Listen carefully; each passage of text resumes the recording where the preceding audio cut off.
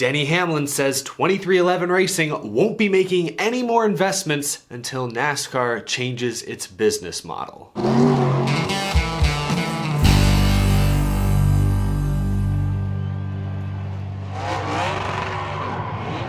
How's it going, y'all? My name is Eric. Welcome to Out of the Groove. Last few days, Denny Hamlin has made the media rounds. There was a Sports Business Journal article posted by Adam Stern earlier this week. And then yesterday, Denny Hamlin was a guest on the Dale Jr. Download. We've got a lot of interesting quotes to react to coming from one of NASCAR's most outspoken, active personalities. We'll talk about all of that and more in just a moment. But first, I'm already looking ahead to next January when my favorite driver, Matt Kenseth, gets inducted into the NASCAR Hall of Fame. I wouldn't miss that for the world, and you can attend as well. The NASCAR Hall of Fame is selling tickets to that January 20th induction ceremony this Friday, May 27th.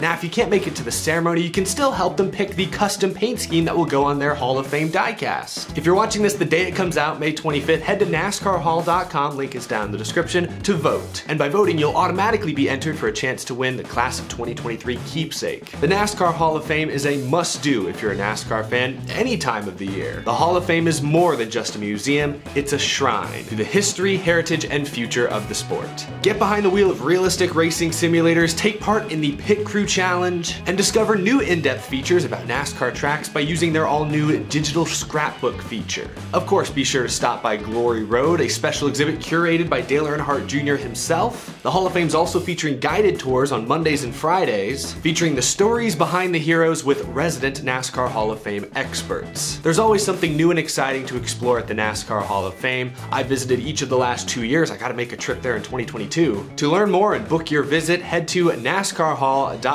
today. Again, that link is down in the description below. Be sure to check it out. Now, while we're thinking of Charlotte, of course, the NASCAR Hall of Fame located right there in Charlotte, this weekend's race, the crown jewel Coca-Cola 600 at Charlotte Motor Speedway, has officially announced a sellout. They announced this yesterday. They said there's still some standing room only tickets available and some infield or pit passes, but all reserved seating has been sold out here just a few days before the race. That's great to see. I think last year's race sold out as well. Charlotte Motor Speedway has reduced their capacity. They've done what many other tracks have done, where they've removed every other row of seats in some sections to give fans a little more space to spread out or to put their things on the little tabletops in front of them. As of 2019, the capacity was listed at 79,000. I think that's still pretty close to what their capacity looks like today, so that's a pretty great crowd. Great to see this crown jewel race on the biggest day in racing in the world selling out. That's, of course, great news for NASCAR. Just wanted to highlight that real quick. Unfortunately, I will not be there, but it sounds like many other passionate NASCAR fans will, so that's really exciting. I can't wait to see it on TV. We're here to talk Denny Hamlin.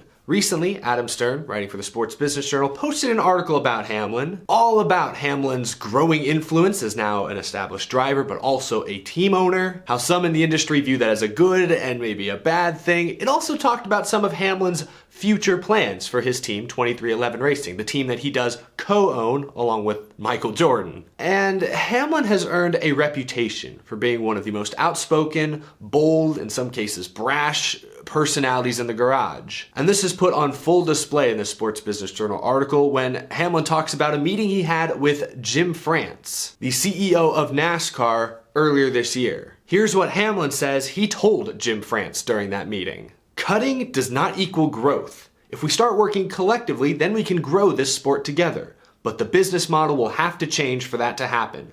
We at 2311 have big plans, but those plans are on hold until we see change." Strong words from Denny Hamlin, speaking directly to one of the heads of the entire industry. And it also marks a slight shift in policy almost. Hamlin, a year or two ago was tweeting about big plans for 2311, potential of having 4 teams in the near future. They were one of the most aggressive suitors for charters when they became available this past offseason, and obviously they got one for Kurt Busch. Hamlin now saying a lot of that is on pause. Remember, they also bought a ton of land in the northern Charlotte, Concord area. Space to build an all-new race shop.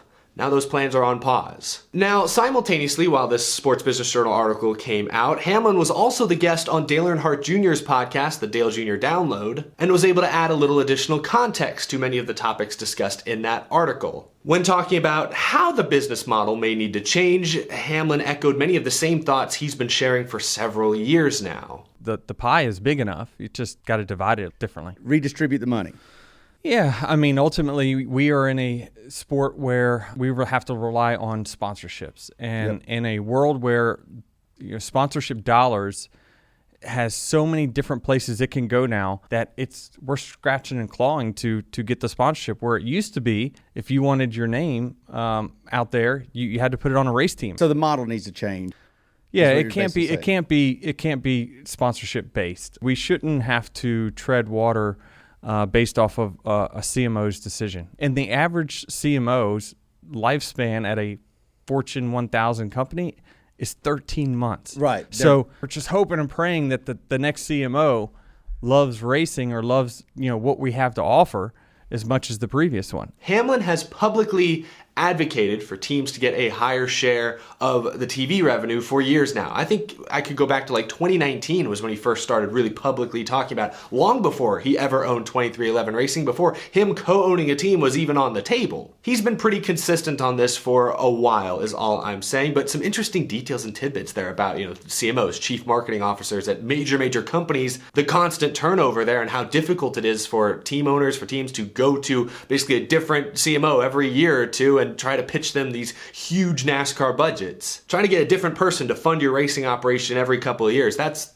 difficult to do consistently. So Hamlin says the business needs to change so that teams are not as reliant on sponsorship money to stay afloat. It's noted in that Sports Business Journal article that roughly 65% of the TV money every year goes to the tracks, while the teams get about 25% of that pie Hamlin's talking about. Look, it's all easier said than done, but for sure, whenever this next TV contract comes around in 2025, the teams probably should be getting a larger slice of that pie. I mean, they're the talent. That's who the fans are paying to see, the teams who employ the drivers, the pit crews, who assemble the race cars. That's the talent. Without the teams, this sport doesn't happen. You could obviously say the same about tracks as well, but 65 to 25%, I think something could budge there. Now, shifting topics slightly, we're still talking about how to grow the sport, how to improve the business going forward. Hamlin was talking about NASCAR's existing audience and how executives should go about marketing the sport and how they should pursue new fans, new audiences. Hamlin told Sports Business Journal, "It's very hard to convince dinosaurs they must eat differently. I want change. If we're going to appeal to a new audience because our current audience is aging or is aged, you've got to get with the times." I've talked about this for a while, but NASCAR has one of the oldest audiences of any major American sport. It's great that so many older fans who've stuck with the sport for years and years and years continue to watch, but that next generation of race fans is extremely important as well. And on the Dale Jr. Download, Denny Hamlin, I think, summed it up fairly nicely. 62 years old is the average age, and God love them, they've been part of watching our sport for decades. That's fantastic. But you got to get their kids involved. You got to get their kids involved in watching. And so it's a different world now than it used to be just 5 to 10 years ago, much less two decades ago. Hamlin immediately focuses on the tracks, the venues, what can be done there to attract new fans, younger fans, and I think that's important, but that is just one piece of a very complicated puzzle. Asking people to sit in aluminum bleachers for 4 to 5 hours on 99-degree day, it's just not realistic anymore. But I like his line there about the older fans, and how do we get their kids and their kids' kids to get into racing. I couldn't tell you the number of conversations I've had with people around my age or a little older where they've told me, oh yeah, my parents or my grandfather used to have NASCAR on TV all the time. Or heck, I've even had conversations with several people who said, hey, we grew up with a race car in our garage. And now they care nothing about NASCAR. They know nothing about racing. They pay absolutely no attention to it. Like, how did that happen? And how do we change that trend? How do we buck that trend? That's what I want to solve, and I think that's the same problem Denny Hamlin wants to solve. And like I said earlier, everything's easier said than done. Is the answer more short tracks, more super speedways, bringing races to larger cities, different cities, shorter races, different TV coverage? I think that's a big one. Getting drivers in front of cameras more often. Video games, these are just off the top of my head. I could go on and on and on. It's a very complicated puzzle, like I said. But it's great that we have a young owner, because that's what Hamlin now is. He's still driving and will likely drive for a few more years, but he's an owner now as well. It's great that we have a young owner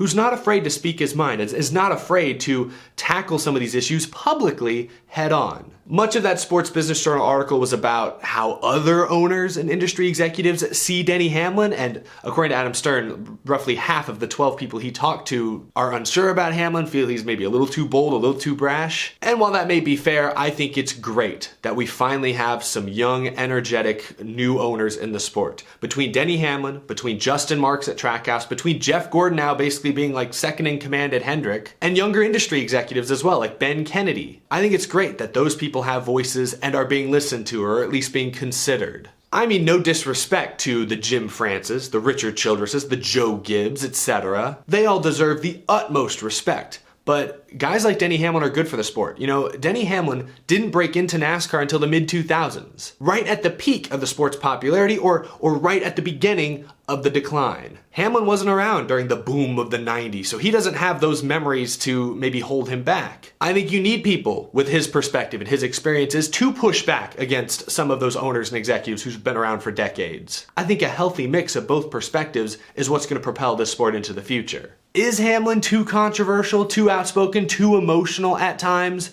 Sure, probably. But I'm convinced that, behind closed doors at least, he is advocating for the right things. And his ideas, while maybe not all winners, should absolutely be listened to and given the same credibility we give Rick Hendrick or Joe Gibbs or Jack Roush. That's just my 2 cents. Now, of course, I encourage you to read that full Sports Business Journal article. I'll link that down in the description. Also, listen to his full appearance on the Dale Jr. download. That's also down in the description below, but you probably already knew where to find that. A couple other tidbits from that interview I wanted to mention. He did say that while he's pausing all future investments, that's not going to affect his current deals with Bubba Wallace and Kurt Busch. They're still going to be around and the deals are still in place. For fans of Denny Hamlin, the driver, he did say that he would like to retire with Joe Gibbs Racing and FedEx, but he's not exactly sure when that day will come. And he also said that if circumstances arose, he would be open to racing for himself at 2311 Racing if the funding was right, etc. He also had some interesting things to say near the end about how do we make NASCAR drivers superstars once again. I encourage you guys to go check it out. It's way too much for me to react to on this show in this format. I mean, he talked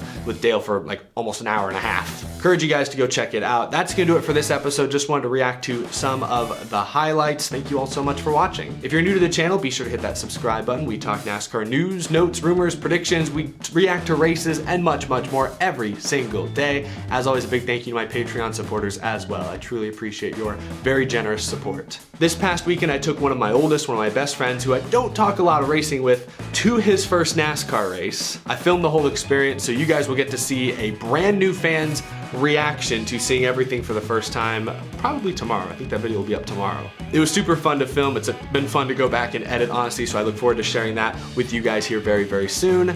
I will see you all in the next episode. Thank you so much for watching. I appreciate it.